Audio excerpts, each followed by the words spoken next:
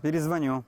Флёр Мирзагитович, звонки, здравствуйте. Вообще Здравствуйте. отдыхаете от этих самых бизнесменов? Ну, Хотя бы почему от воскресенье. этих самых? От бизнесменов. Я не могу от них отдыхать, это моя работа. А выходные у бизнес-омбудсмена вообще есть? Ну, во-первых, у предпринимателей выходных нет, поэтому у бизнес-омбудсмена не должно быть выходных. И вот так звонки днем и ночью? Ну, не так, чтобы все 24 часа, но очень часто звонки бывают и ночью, и вечером. Особенно, когда у предпринимателей появляются какие-то внеплановые проверки. Естественно, они звонят, все теряем, кошмар. Спасай. Срочно приезжайте, да. Бывает такое довольно часто, раза 3-4 в неделю точно. Флёр Мирзагитович, 9-е место национального рейтинга инвестклимата в регионах. Впервые мы в первой десятке. Но ведь еще не первые, значит, проблемы есть. На что жалуются бизнесмены? Вот как раз когда звонят. Бизнесмены жалуются на многое, у каждого свои проблемы. Работа у меня уполномоченная по защите прав предпринимателей, поэтому, если честно, то я общаюсь, конечно, с теми людьми, у кого проблемы. Ко мне не приходят с благодарностью за то, что мы попали в 9-е место, в 1-е место. Ко мне приходят со своими проблемами. Защита прав предпринимателей, проверки, штрафы, налоги и так далее. Поэтому, наверное, у меня одного из немногих в республике должна такая картинка быть в голове, что все плохо, вообще кошмар. Ну, потому что я каждый день вижу вот людей, у которых проблемы. Но я, конечно, здраво мыслю и понимаю, что кроме этого есть еще люди, которые довольны, у которых все нормально. Психология человеческая устроена таким образом, что обычно кто довольный, он молчит и пользуется этой жизнью. А те, кто недовольны, они приходят и кричат везде, стараются. Это нормальное явление. Поэтому вот чтобы не было такого перекоса, что вот мы видим недовольных и считаем, что у нас все плохо, нужна реальная картинка. А для реальной картинки нужны реальные инструменты, чтобы понять, хорошо у нас в республике или плохо. И вот этот рейтинг ОСИ – это очень хорошая штука. Во-первых, многие, наверное, может быть, по незнанию или с обывательской точки зрения, исходя из названия, думают, что он рейтинг инвест уровня республики. На самом деле нет.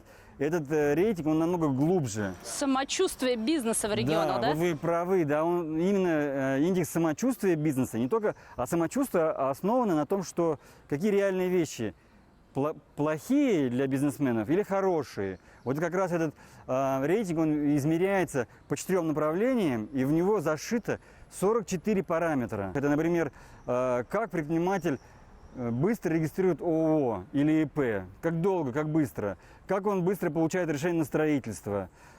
Если говорить про институты для бизнеса, как работают уполномоченные защитить прав предпринимателей, плохо или хорошо, оценка предпринимателя, а не моя. Я всегда себя, наверное, хорошо оценю. Нужно знать тех, с кем я работаю. Ну вот если этот самый рейтинг, это такой индикатор самочувствия, а на него как-то повлиять, там, подлатать, попросить повыше поднять, такое возможно? У нас Россия, такая уникальная страна. Мы же скептики. Да, у нас Россия уникальная страна, и, наверное, все могут сомневаться в этих рейтингах, и на самом деле, да, бывает. Мы все даже помним конкурсы красоты, да, купленные места и так далее, и так далее. Я тоже об этом думал, но я и по своей работе занимаюсь этим вопросом. Этот рейтинг купить невозможно, подделать невозможно. Во-первых, там есть рейтинговый комитет. В него входит 20 человек. Это серьезные бизнесмены, Олег Перов и другие, плюс ректоры высших учебных заведений, и плюс представители различных бизнес-объединений, «Опора», «Деловая Россия». И также, когда любой рейтинг ты хочешь купить, но, извините меня, ты не один его хочешь купить, его хотят купить 85 регионов. Поэтому, я не думаю, что там какой-то аукцион есть. Это третье. И вот четвертое, самое главное, что рейтинг основывается на анонимном опросе предпринимателей. Есть такая генеральная выборка, и вот к тем, кому могут они позвонить, республика никакого отношения не имеет. Ни один регион не имеет отношения. Нельзя повлиять, что мы вам дадим списочек, мы им прозвоним, и потом звоните, и все будет нормально. Такого быть не может вообще. Ну вот, подводя итоги, Ради Хабиров заявил, что привело к этому самому месту. Он назвал одним из пунктов создания института бизнес-шерифов. Мы же пытаемся бизнес от барьеров освободить, а не получается, что этот самый бизнес-шериф – это еще одна преграда, это еще один человек на пути к успеху, которому надо звонить, с которым надо подружиться, которого надо пройти, которому нужно понравиться, нет? Я так не думаю. Вообще бизнес-шериф – это такая уникальная вещь. Я в свое время об этом рассказал Титову Борису Юрьевичу. И у нас проходит ВКС каждую неделю со всеми региональными уполномоченными, 85 человек со всей России. И уже десяток региональных уполномоченных предложили в своих регионах сделать вот такой же институт. Мы, получается, уже явились застрельщиками вот такого именно института, нужного для предпринимателей. И кроме этого, вот как раз на этом ВКС Ради Фаридович уже доложил, рассказал о этом институте бизнес-шерифа уже Владимиру Владимировичу Путину. Я думаю, что, наверное, скоро у нас все начнут брать пример. Это хорошо. По поводу того, что может он являться новой препоной для предпринимателей, это, конечно, нет. Это напротив, наоборот, диаметрально противоположная структура – это помощь предпринимателям. И себя они, кстати, бизнес-шерифы, очень серьезно показали во время вот нашего этого кризиса, ковида, пандемии. Причем Ради Фаридович даже жестко заявил, чтобы все выложили свои мобильные телефоны. На сегодняшний день это единственные чиновники в Республике Башкортостан, муниципальные, даже среди государственных, у которых мобильные телефоны в открытом доступе. Вот я сам очень много работаю. И страдаю теперь от этого. Да, страдаю я не страдаю, работа такая, да, за это зарплату я получаю. Но вот я, конечно, несколько в кавычках соболезную этим бизнес-шерифам нашим, потому что реально им звонки идут тоже и днем, и ночью, особенно в это время. Они работали как консультационная служба практически. И там же момент такой, что из них половина выходцы из бизнеса. Вчерашние, они прекрасно понимают, как работать нужно. Поэтому это шикарная штука. Но я и теперь они шкуру чиновника на себе еще примерили. Ну, конечно, да, теперь они чиновники. Я многим говорил, ребята, вы, говорю, точно знаете, куда вы идете? Ну, вот они взялись, как бы, это, говорит, вызов, челлендж, попробуем. Несколько людей ушло, не справилось. Несколько людей ушли, которые были чиновниками и стали бизнес-шерифами. Да, ушли. Я бы хотел добавить вот по поводу этого института и каких-то еще вещей, которые привели нас к этому рейтингу. Очень важный момент, и Ради Фаридович говорил об этом, это проведение инвест-часов на уровне республики и плюс проведение предпринимательских часов уже в муниципалитетах. Да. Это вообще шикарная штука. Вот если сравнивать, другими словами, это некая как будто сеть. Вот рыбак закидывает сеть большую, да, в море, и вот эта сеть закинута на республику, и эти проходят предпринимательские часы. Ну, в любой сети могут быть прорехи, там, да, и рыбка может там ускакать, как говорится, из этой сети. Также и с нашей республикой. Наверняка, и я это тоже знаю, что в некоторых муниципалитетах есть прорехи. Ну, работают некоторые для галочки, формально, отчитались и прочее. Некоторые работают активно. Но на то и сеть, что она вылавливает какую-то вот, массу, основную рыбешек, в кавычках, инвесторов наших. Поэтому это вот шикарная штука. Я думаю, что она будет дальше работать и приносить плоды. Но там тоже есть момент. Это вот я для себя определил как некие 3 этапа захода инвесторов на часы. Первый этап это был как ларчик открылся, там они как черти выскочили, в хорошем смысле слова, инвесторы, и побежали в открытую дверь на эти инвест-часы, на предпринимательские часы. Их стали принимать, работать. Эти кончились, ребята. Всех удовлетворили, как говорится. Потом пошла вторая волна. Вторая волна – это некие такие ребята были, у которых какие-то фейковые идеи, знаете, не от мира сего. Вот у них в голову пришло. Но мы, как чиновники и наши главы, как муниципальные, вынуждены выслушать. Выслушать, да. И на них, конечно, выслушать. Это некий второй этап был. Вот третий этап, я думаю, он должен начаться. Это когда уже главы не должны ждать, бизнес-шерифы. Они должны искать. Я об этом говорил на совещании с бизнес-шерифами.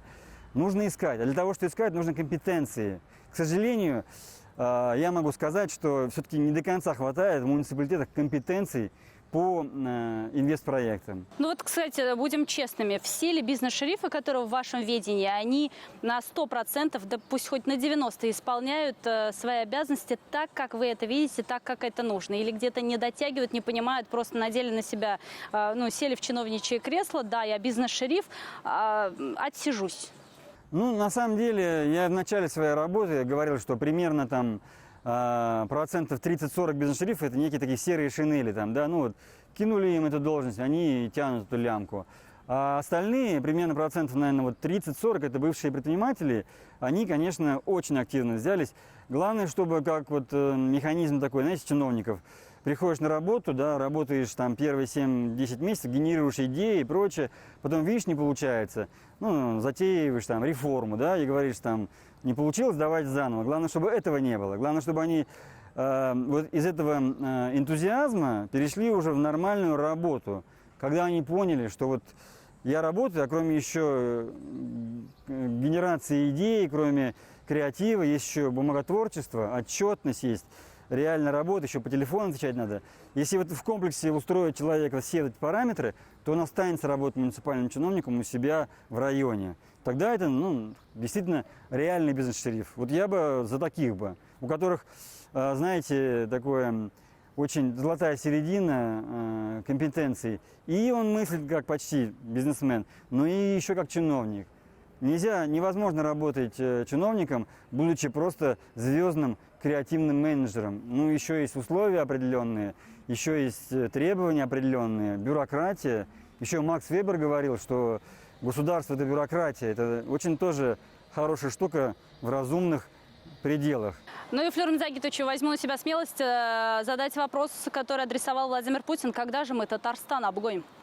Мы его обгоним, потом он нас перегонит, потом мы его перегоним. Это, наверное, пусть будет из области таких шуток и так далее. У нас нет цели обгонять там ни Оренбург, ни Татарстан, ни Екатеринбург. Но когда проходят всякие совещания, пусть останется это для того, чтобы подтрунить друг над другом, пошутить и так далее. Соревноваться всегда нужно самим собой. Никогда нельзя соревноваться с кем-либо, потому что даже себя, если вспомним в детстве или там на работе, кто-то вырос, кто-то стал начальником, потом он не стал начальником. Как же я с ним буду соревноваться, да? Лучше соревноваться с самим собой. Что ты знал вчера, что ты знаешь сегодня, знаешь ты английский язык, стал ты бизнес-шерифом там и прочее, в каком-то рейтинге досел такого-то места. Поэтому пусть Республика Башкортостан соревнуется с самой собой с вчерашней. И чтобы у нас сегодня было лучше, а завтра еще лучше, чем сегодня. Отличный девиз. Спасибо большое. Отпускаем вас к вашим бизнесменам. Спасибо, что Спасибо. выкроили время. Спасибо вам.